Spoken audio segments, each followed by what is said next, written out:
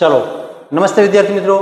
આપ સૌનો પ્રતિભાવ જે મળી રહ્યો છે તેના ઉપરથી એવું લાગે છે કે ખૂબ જ આપણે આ સિરીઝ જે છે ઉપયોગી થઈ રહી છે.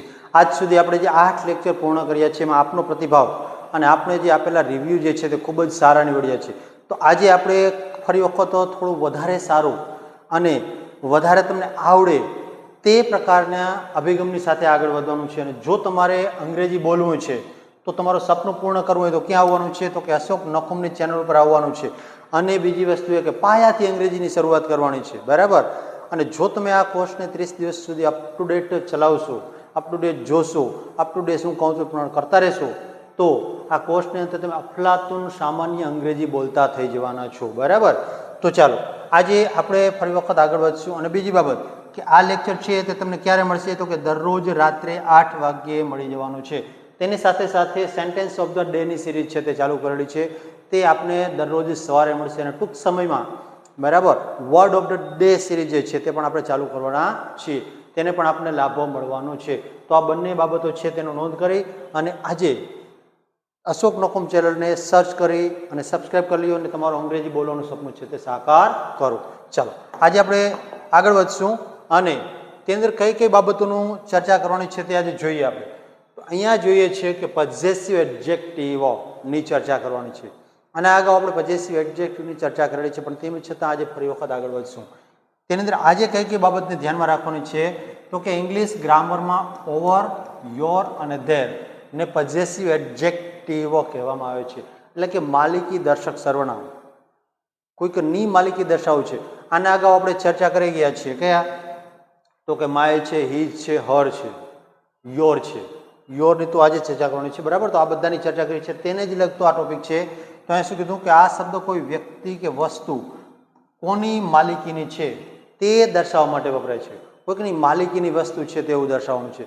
પરંતુ અહીંયા કઈ કઈ બાબત છે? તો કે વી એટલે કે વીનું સંબંધક ઓવર, યુનું યોર અને ધેયનું ધેર. આ 3 બાબતની આજે આપણે ચર્ચા કરીશું. આપણે કોઈ પણ પ્રકારની ક્વેરી હોય તો અહીંયા આપ આજે સોલ્વ થઈ જવાની છે, બરાબર. તૈયાર રહેવું. ચાલો પેલો ચર્ચા કરીએ આપણે. તો અહીંયા શું કીધું છે કે અવર. અવર જે છે તે કેને ધ્યાનમાં રાખીને? તો કે અવર એટલે કે અમારું, અમારું અથવા તો આપણું, બરાબર. જ્યારે આપણે ચર્ચા કરતા હોય કે આ ઘર અમારું છે અથવા તો મારું છે, તો મારું ચર્ચા કરીએ છીએ ત્યારે હું એકલો બોલનાર છું. પરંતુ જ્યારે અમારું કીધું ત્યારે સમૂહની અંદર હોય છે 2 અથવા 2 થી વધારે વ્યક્તિ. તો આપણે કોઈ સહમાલિકીની કોઈ વસ્તુ છે તો ત્યારે આ પ્રકારના પોઝેસિવ એડજેક્ટિવનો ઉપયોગ કરવામાં આવે છે. એનો તો અવર, બરાબર. તો અવર છે. અહીં શું કીધું? જ્યારે કોઈ વસ્તુ અમારી અથવા આપણી હોય ત્યારે અવરનો ઉપયોગ થાય છે. શું કીધું? કે અમારી અથવા આપણી, કોઈ એક વ્યક્તિની નથી. અહીંયા સામૂહિક રીતે ચર્ચા કરીએ છીએ, બરાબર. 2 અથવા 2 થી વધારે વ્યક્તિ બોલનાર હશે ત્યારે આ વપરાશે. પછી ગુજરાતીમાં અર્થ એનો શું થાય છે? તો કે અમારું, અમારી, અમારા અથવા તો આપણું. આ 4 અલગ અલગ અર્થ થાય છે. અહીંયા આપણી પાસે એક્ઝામ્પલ છે, તેને દરેક ખ્યાલ આવશે તમને કે કઈ રીતે આ વપરાય છે, બરાબર. તો શું કીધું? કે ધીસ ઇઝ અવર સ્કૂલ. અહીંયા જો શું કીધું છે? અવર સ્કૂલ, નહીં કોઈ એક વ્યક્તિની. અહીંયા એવું નથી કહ્યું કે ધીસ ઇઝ માય સ્કૂલ. અહીંયા કોઈ એક વ્યક્તિની ચર્ચા નથી. કેની છે? તો કે અવર એટલે કે અમારી. તો જ્યારે સામૂહિક રીતે ચર્ચા કરવાની હોય, સામૂહિક રીતે વાત કરવાની હોય, રજૂઆત કરવાની હોય ત્યારે શું વપરાય છે? તો કે અવર વપરાય છે, નહીં કે માય. આ માય વાપરવું છે તો એક વ્યક્તિગત કોઈની ચર્ચા છે ત્યારે માય વપરાય છે. ત્યાર પછી અવર હાઉસ ઇઝ બિગ. અહીંયા ઘરની વાત કરેલી છે, પણ ઘર કોઈ એક વ્યક્તિનું હોતું નથી, કેમ કે પરિવારનું ઘર હોય છે. તો અહીંયા આપણે જ્યારે ચર્ચા કરીએ તો ત્યારે અહીંયા હાઉસને ધ્યાનમાં રાખીને શું વાપર્યું છે? અવર, બરાબર. ત્યાર પછી our school is very beautiful. ફરી વખત અહીંયા સ્કૂલની ચર્ચા હતી તો અહીંયા પણ ફરી વખત સ્કૂલની ચર્ચા છે. શું કીધું? કે અમારી સ્કૂલ છે તે ખૂબ જ સુંદર છે. તો આ રીતે જ્યારે અવરની વાત આવે છે તો ત્યારે શું? તો કે સામૂહિક રીતે ચર્ચા કરતા હોવા જોવા મળે છે, બરાબર. ચાલો નેક્સ્ટ બીજા વાક્ય છે તેની ચર્ચા કરીએ. અહીંયા અવર ટીમ વોન ધ મેચ. અહીંયા શું કીધું? અવર ટીમ વોન ધ મેચ. અમારી ટીમ મેચ જીતી ગઈ હતી. તો અહીંયા ટીમની વાત છે. કોઈ એક વ્યક્તિની વાત નથી, કેમ કે ટીમ જે છે તે સમૂહની અંદર હોય છે. કોઈ પણ મેચ જીતવાનો છે તો જ્યારે ટીમ વર્ક દ્વારા જીતાયેલો હોય ત્યારે આપણે મારી ટીમ નહીં પણ અમારી ટીમ એવું કહીશું આપણે, બરાબર. પછી ધીસ ઇઝ અવર વિલેજ, આ અમારું ગામ છે. શું કીધું કે આ અમારું ગામ છે. પછી વી લવ અવર પેરેન્ટ્સ, અમે અમારા માતા પિતાને ચાહીએ છીએ, પ્રેમ કરીએ છીએ. તો અહીંયા માતા પિતા જે છે તે કોઈ એક વ્યક્તિના નહીં પણ બે ભાઈ બહેન અથવા ત્રણ ભાઈ બહેન ના હોઈ શકે છે. બાય ચાન્સ કદાચ એક જ વ્યક્તિ હોય તો વસ્તુ જુદી છે, પણ તેમ છતાં અહીંયા માય પેરેન્ટ્સ આવે, બરાબર. તો અહીંયા જ્યારે બહુવચનની વાત આવે છે, બે ભાઈ બહેન અથવા બે બહેન કે બે ભાઈ ચર્ચા કરતા હોય ત્યારે અહીંયા અવર વાપરીશું આપણે. પછી અવર teacher teaches us with care, અમારા શિક્ષક છે તે અમને કાળજીપૂર્વક ભણાવે છે. તો અહીંયા અવર્સ ટીચર, કોઈ એકની એક ટીચરની વાત નથી, કોઈ એક ના ટીચરની વાત નહીં, પણ શું છે તો કે ઘણા બધા વિદ્યાર્થીઓના શિક્ષકની વાત છે, બરાબર. તો આ રીતે જ્યારે અવર વપરાય છે ત્યારે એકદમ સિમ્પલ રીતે આપણે જોઈ શકીએ છીએ કે કઈ રીતે વાક્ય બને છે. ચલો ત્યારબાદ ચર્ચા કરીએ તો તેના પછીનો શબ્દ છે યોર. યોર એટલે કે તમારું અથવા તો તારું. અહીંયા જોઈ શકીએ છીએ તમારું અથવા તારું, એવું શા માટે આવ્યું છે? તો એનું રીઝન એક જ છે કે બીજો પુરુષ એકવચન હોય તો યોર થાય છે અને બીજો પુરુષ બહુવચન હોય તો પણ યોર થાય છે. જો આપણાથી મોટી વ્યક્તિ જે છે, આપણાથી માનનીય વ્યક્તિ છે તો તેના માટે આપણે તમારું શબ્દ વાપરીએ છીએ, પરંતુ આપણી સમકક્ષ અથવા આપણાથી નાનું કોઈ વ્યક્તિ જે છે તો તેના માટે આપણે તારું એવો શબ્દ વાપરીએ છીએ ગુજરાતીની અંદર. પણ અંગ્રેજીમાં આ પ્રકારના બંને માટે અલગ શબ્દ છે નહીં, એટલા માટે દરેક માટે શું વપરાય છે? યોર વપરાતું જોવા મળે છે, બરાબર. જો અહીંયા કીધું છે આપણને જ્યારે સામેવાળી વ્યક્તિની માલિકી દર્શાવે ત્યારે યોરનો ઉપયોગ થાય છે. કોની? તો કે સામેવાળી, એટલે કે બોલનાર વ્યક્તિ જે છે ને સાંભળનારને સંબોધીને ધ્યાનમાં રાખીને ચર્ચા કરતા હોય ત્યારે તો અહીંયા તમારી તારું તારું એવું વાપરવામાં આવે છે. અહીંયા શું કીધું? ગુજરાતી અર્થ શું થાય છે? તારું એક વચન માટે અને તમારું બહુવચન માટે, અથવા માનવાચક. જો અહીંયા શું કીધું કે માનવાચક અથવા બહુવચન, તો આપણાથી મોટી એક જ વ્યક્તિ હોય તો ત્યારે પણ આપણે તમારું એવું વાપરીએ છીએ, નહીં કે તારું. તો ત્યારે આ માનવાચક શબ્દ વપરાય છે, બરાબર. અને જો આપણાથી નાની વ્યક્તિ છે તો ત્યારે આપણે શું વાપરીએ છીએ? તારું, બરાબર. આ ધ્યાનમાં રાખશું આપણે. એક્ઝામ્પલ જોઈએ આપણે. What is your name? અહીંયા જો આપણાથી નાની વ્યક્તિ છે તો આપણે સમકક્ષ વ્યક્તિ છે તો આપણે આનો અર્થ કરીશું તારું, કે તારું નામ શું છે. પરંતુ માન લ્યો કે કોઈ આપણા શિક્ષક છે, આપણે કોઈ મોટી વ્યક્તિ છે અથવા જેને માન આપવા યોગ્ય વ્યક્તિ છે તો ત્યારે અહીંયા તારું નહીં થતા શું થશે? એનો અર્થ તમારું, બરાબર. તો ત્યારે આવું કરશે, તમારું નામ શું છે? ને આપણે નજીકની વ્યક્તિ હોય, આપણા કોઈ રિલેટિવ હોય, આપણા નજીકના અથવા આપણા સમકક્ષ વ્યક્તિ હોય છે ત્યારે આપણે શું વાપરીએ છીએ? તો કે તારું. તો કે તારું નામ શું છે? આ પ્રમાણે. પછી શું કે Ramesh is your brother, Ramesh તારો ભાઈ છે, આ રીતે. અથવા રમેશ તમારો ભાઈ છે. તો અહીંયા યોર શબ્દ જે છે તેનું તારું અને તમારું ક્યારે અર્થ કરવો એ જે તે વ્યક્તિ ઉપર ડિપેન્ડ કરે છે, તે ખાસ ધ્યાનમાં રાખીશું. બીજા એક્ઝામ્પલની ચર્ચા કરીએ તો ઇઝ ધીસ યોર પેન?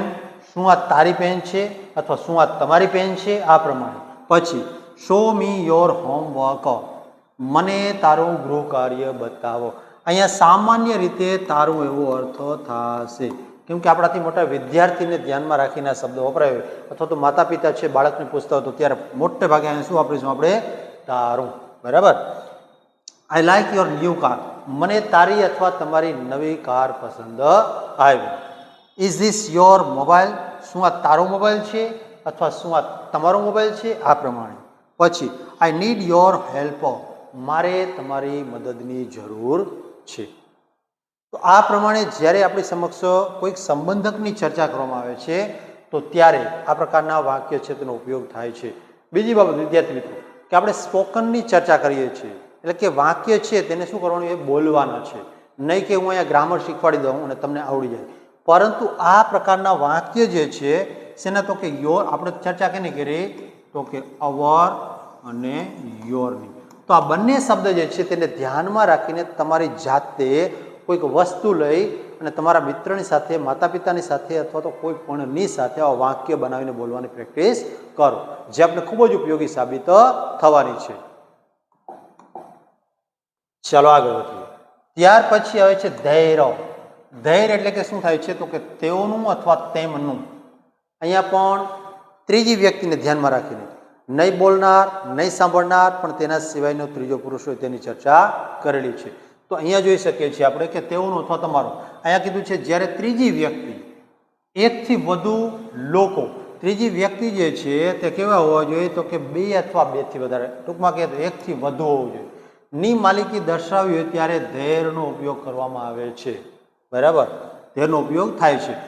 અર્થ જોઈએ તો તેઓનું અથવા તો તેમનું, બે રીતે અર્થ થાય છે. ધેર કાર્સ આર ન્યૂ, તેઓની ગાડીઓ નવી છે. તો અહીંયા ધેર તેઓની ચર્ચા કરી છે, નહીં કે કોઈ એક વ્યક્તિની. બે અથવા બેથી વધારે વ્યક્તિ આપણી સમક્ષ હોઈ શકે છે. પછી ઇટ ઇઝ ધેર પ્રોબ્લેમ, તે તેઓની સમસ્યા છે. તે તેઓની સમસ્યા છે. તો અહીંયા ફરી વખત તો સમસ્યા એક જ છે, પણ કોના વ્યક્તિની? તો કે તેઓ ઘણા બધા વ્યક્તિઓ માટેની એ સમસ્યા છે. ધેર વર્ક ઇઝ ફિનિશ્ડ, તેઓનું કાર્ય પૂર્ણ થઈ ગયું છે. બરાબર, કોના દ્વારા? તો કે જે તે વ્યક્તિ દ્વારા. તો અહીંયા જોઈ શકીએ છીએ આપણે કે જ્યારે ત્રીજી વ્યક્તિને ધ્યાનમાં રાખીને આ રીતે ચર્ચા કરવામાં આવે છે તો ત્યારે ધૈર્ય એટલે કે બહુવચન હોય ત્યારે ધૈર્ય વપરાય છે. ચાલો એક્ઝામ્પલ એના જોઈએ. અહીંયા શું કીધું છે કે there house is very far, તેઓનું ઘર ખૂબ જ દૂર છે. તેઓના ઘર, અહીંયા શું કીધું? તેઓનું ઘર છે તે ખૂબ જ દૂર છે. પછી the students forgot there books, વિદ્યાર્થીઓ તેઓની એટલે કે તેમની બુકો ભૂલી ગયા. વેર ઇઝ ધેર ઓફિસ, તેઓની ઓફિસ ક્યાં છે. પછી there children go to school, તેમના બાળકો અથવા તો તેઓના બાળકો શાળાએ ગયા છે. તો આ રીતે વિદ્યાર્થી મિત્રો તમે જુઓ છો કે ત્રણે ત્રણ શબ્દ જે છે પોઝેસિવ એડજેક્ટિવ, કયા કયા? તો કે ઓવર, યોર અને ધેર નો ઉપયોગ કઈ રીતે થાય છે. હવે આ બધાનું મિક્સઅપની સાથે આપણે ઉપયોગો કઈ રીતે થાય છે અને તેના વાક્ય છે તેની ચર્ચા કરીએ. તો અહીંયા તમારી સમક્ષ ગુજરાતી વાક્ય આપેલા છે, તે વાક્યનું અંગ્રેજીમાં કઈ રીતે રૂપાંતર થાય તેની ચર્ચા કરીએ. પ્રથમ વાક્ય છે અમારું ઘર ખૂબ સુંદર છે. બરાબર, અહીંયા તમે જોશો કર્તા તરીકે કોણ છે? તો કે અમારું. અમારું એટલે શું થશે? તો કે અવર. અહીંયા શું કહીશું કે અવર, પછી ઘર એટલે હાઉસ, પછી સહાયકારક ક્રિયાપદ છે ને ધ્યાનમાં રાખીને આપણે શું મૂક્યું? ઇઝ. Our house is. અહીંયા કીધું છે ખૂબ જ, તો શું કહીશું? Very.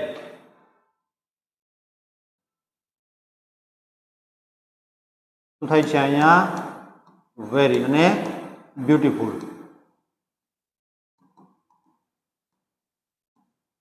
Our house is very beautiful. આ પ્રમાણે. ત્યાર પછી બીજું વાક્ય, શું આ તમારો મોબાઈલ છે? વાક્યનો પ્રકાર કેવો છે? તમે જોઈ શકો છો કે વાક્ય છે તે પ્રશ્નાર્થ છે. બરાબર, તો શું કહીશું આપણે? પહેલા તો કાળ કયો છે? તો કે સાદો વર્તમાન કાળ ઇઝ સે આવ્યું છે, તો આપણે ઇઝ આગળ લઈશું. ઇઝ યોર પાસે આ આપણી નજરની સમક્ષ આ વડે દર્શાવ્યું છે અને વાક્ય કેવું છે? પ્રશ્નાર્થ. તો આપણે શું કહીશું કે ઇઝ, પછી શું કહીશું? ધીસ, અને અહીંયા કહીશું your mobile. Is this your mobile? શું આ તમારો ફોન છે અથવા મોબાઈલ છે? પછીનું વાક્ય, તેઓના મિત્રો ચોપડી વાંચે છે. તો અહીંયા કીધું છે તેઓના, બહુવચન છે. શું છે? તો કે બહુવચન વાક્ય જે છે ત્યારે. તો ત્રીજા વાક્યની આપણે ચર્ચા કરીએ. તેઓના મિત્રો ચોપડી વાંચે છે. તો શું કહીશું? There friends, their friends are reading books. તેઓના મિત્ર ચોપડી વાંચે છે અથવા તો વાંચી રહ્યા છે એવું કહીએ આપણે. અહીંયા આપણે ચાલુ કાળ છે અથવા ચાલુ ક્રિયા છે તેવું દર્શાવ્યું છે. બરાબર. ત્યાર પછી આપણો દેશ મહાન છે. તો અહીંયા આપણા દેશની વાત કરી છે તો શું કહીશું કે અવર. અવર દેશ એટલે country. Our country is great. બરાબર. ઓવર કન્ટ્રી ઇઝ ગ્રેટ, આપણો દેશ મહાન છે. પછી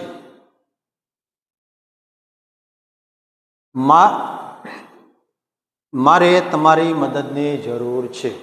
મારે તમારી મદદની જરૂર છે. તો અહીંયા શું કહીશું કે આઈ નીડ યોર હેલ્પ. આઈ એટલે કે મારે, નીડ એટલે જરૂર છે, યોર એટલે કે તમારી, અને મદદ એટલે help. I need your help. બરાબર. તો આ રીતે તમે જોઈ શકો છો કે એકદમ સિમ્પલ અને સરળતાથી વાક્ય છે તેનું અંગ્રેજી થઈ શકે છે. ચાલો, ત્યાર પછી બીજા વાક્ય છે તેની ચર્ચા કરીએ.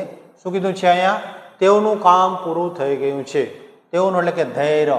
શું કહીશું અહીંયા? Their work is finished. Their work is finished.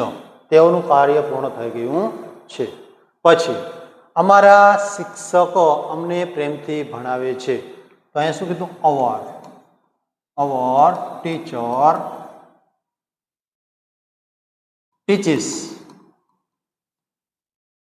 અસ. કેવી રીતે? પ્રેમથી. તો શું કહીશું આપણે? કે with love. Our teacher teaches us with love. અમારા શિક્ષક અમને પ્રેમથી ભણાવે છે. ત્રીજું વાક્ય, તમારું નામ શું છે? ચાલો, ત્રીજા વાક્યની ચર્ચા કરીએ. તો શું થશે અહીંયા? કે તમારું નહીં પણ તારું છે. જો કે તારું અથવા તમારું કંઈ પણ મૂકીએ કંઈ ફરક પડતો નથી. તો હવે અહીંયા તમારું નામ શું છે? તો શું લઈશું આપણે? કે વોટ ઇઝ યોર નેમ. તમારું અથવા તારું નામ શું છે? પછીનું વાક્ય, તેઓની ગાડી સફેદ છે. તો અહીંયા શું કહીએ આપણે? કે ધૈર્ય. તેઓની એટલે કે ધેર કાર ઇઝ વ્હાઇટ. ચર્ચા કરીએ. શું કીધું? કે આપણી શાળાનું મેદાન મોટું છે. તો આપણી એટલે કે અવર સ્કૂલ શો. અહીંયા આપણે એપોસ્ટ્રોફી એસ લગાવીશું. અવર સ્કૂલ્સ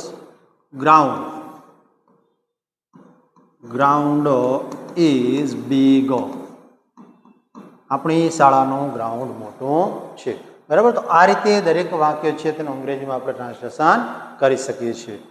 ચાલો નેક્સ્ટ ચર્ચા કરીએ. હવે પછી આપણે જે રીતે દર વખતે આગળ વધીએ છીએ તે જ પ્રમાણે અહીંયા પણ આગળ વધીએ. શેની અંદર? તો કે તમને ખબર છે કે અંગ્રેજી શીખવા માટે સૌથી મહત્વનું વસ્તુ છે તેના શબ્દો, સ્પેલિંગ. તો આજે તમારી સમક્ષ કેટલાક સ્પેલિંગ આપ્યા છે તેની પણ આપણે ચર્ચા કરી લઈએ. તો પ્રથમ છે બી. બી એટલે કે મધમાખી. ત્યાર પછી હાઈવ અથવા તો હાઈવા. હાઈવ એટલે કે મધપૂડો. ત્યાર પછી યુનિફોર્મ એટલે કે ગણવેશ. ફિલ્ડ એટલે કે ખેતર. મશીન એટલે કે યંત્ર. રોબર એટલે કે લૂંટારો અથવા લૂંટારા. રોબર્સ હોય તો લૂંટારા. પછી બેન્ડ એટલે કે ટોળું. પછી હેમર એટલે હથોડી. પછી સ્પેસિયસ એટલે કે વિશાળ અથવા તો મોટું. સર્વન્ટ એટલે નોકર. પછી ઓબિડિયન્ટ એટલે કે આજ્ઞાકારી. અને ગ્રાન્ડ એટલે કે ભવ્ય. અને ત્યાર પછી કેમ્પ એટલે કે છાવણી. તો આ દરેક શબ્દની વ્યવસ્થિત રીતે આપણે બુકની અંદર લખશું અને વાંચશું, જેથી કરીને આપણો શબ્દ ભંડોળ છે થોડો પ્લસ થાય. અને જે કોઈ પણ સમસ્યા થાય તે મારી સમક્ષ કોમેન્ટ બોક્સમાં લખશો તો આપના પ્રત્યુત્તરને આપણે ચોક્કસથી વધાવીશું. અને વિદ્યાર્થી મિત્રો, અહીંયા આપણી સમક્ષ તમે જોઈ શકો છો કે 4 વાક્ય આપ્યા છે. નંબર 1, નંબર 2, અહીંયા 3 અને 4. તો આ 4 વાક્ય આપના હોમવર્ક સ્વરૂપે આજે આપ્યા છે. આપ 4 વાક્યનું કોમેન્ટ બોક્સમાં અંગ્રેજી કરી લખીને મને કોમેન્ટ કરશો. બરાબર. આપનું વાક્ય યોગ્ય છે કે અયોગ્ય તેનો પ્રત્યુત્તર તમને આપીશ. ખાસ અને ખાસ દરેક વિદ્યાર્થીએ આ 4 વાક્યો કોમેન્ટ બોક્સમાં લખવાના છે. બરાબર. તો વિદ્યાર્થી મિત્રો, આજનો લેક્ચર આપણે કેવો લાગ્યો તેનો પ્રતિભાવ ચોક્કસથી આપશો. Best of luck, best wishes. અને આપનો અંગ્રેજીનો સાંપ્રત પ્રવાહ જે ચાલી રહ્યો છે તે ખૂબ જ સારી રીતે ચાલે એવી અપેક્ષા રાખીએ અને આજના લેક્ચરને પૂર્ણ કરીએ. જય હિન્દ અને જય ભારત.